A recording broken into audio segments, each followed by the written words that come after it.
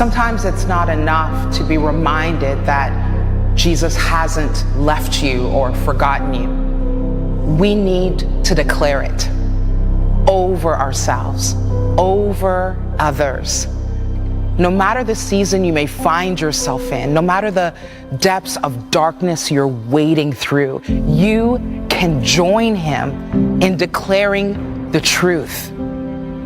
That God is light upon your feet, whether or not you can see the next step. That God is your strength, even though the weight of life seems to be crushing you down. And that when your job, your marriage, your relationship, your health feels like it's coming to a dead end, there is only one God that can make dead things live again. These are his promises, and they're the only thing you need to declare over your life. So as you step into this next season or this next moment, you can declare that God's not done with you.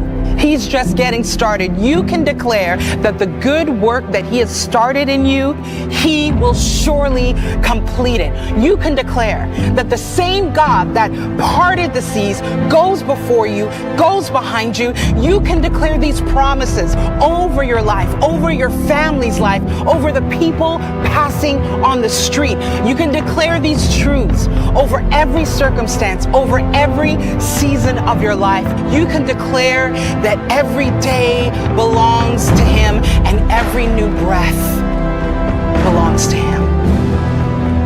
Because we have the power of a living God living inside of us. And this is our declaration.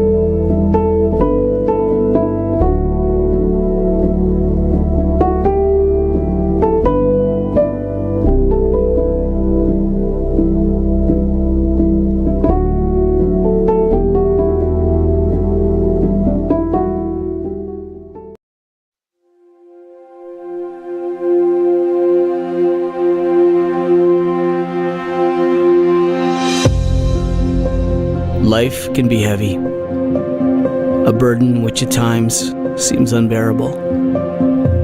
It's easy to find ourselves overwhelmed, weighed down, or even crushed. Often these struggles come and go, a nuisance, an annoyance, yet sometimes they grab a hold, gripping every aspect of our lives, pulling us down, consuming our hope. It's hard to breathe under the weight of our anxieties.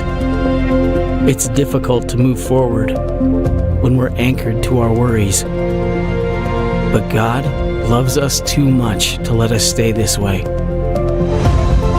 He wants to replace our anxiety with hope, our fear with courage, our worries with peace, and our burdens with freedom.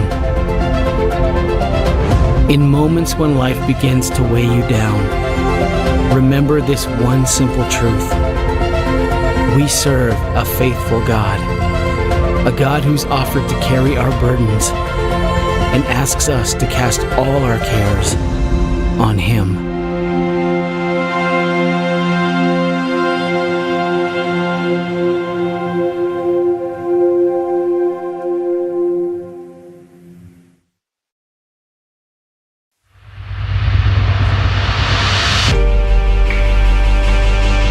Sometimes winning doesn't look like winning.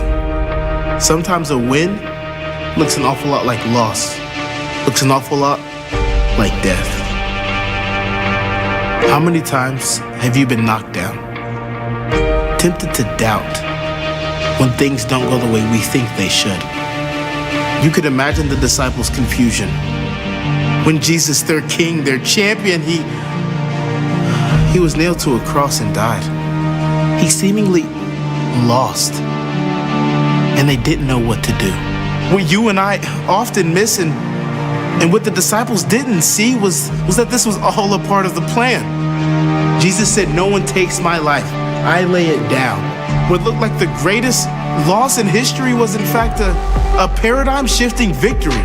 Jesus rose from the grave, and death couldn't touch him. Sin had lost its power, and he was crowned the champion of all champions, undefeated.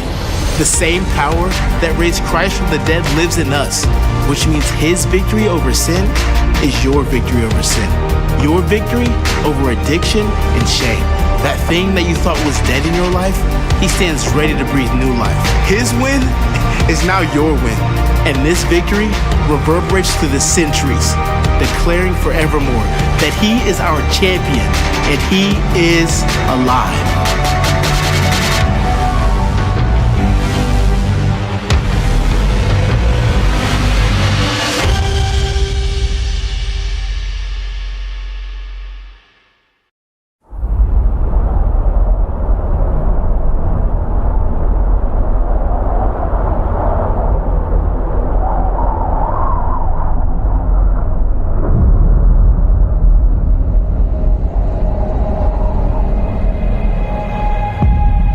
It was Friday afternoon, and Jesus is dead.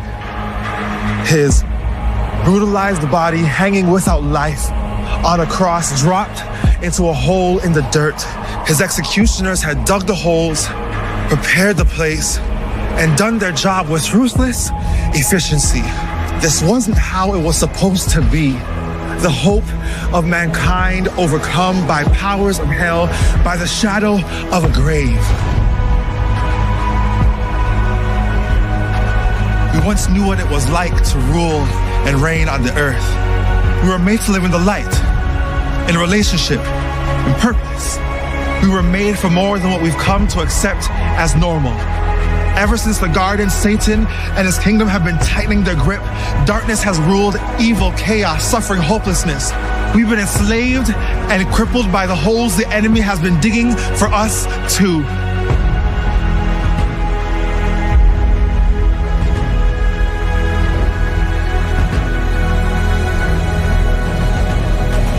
But instead of killing the Messiah, the cross became a catalyst for salvation.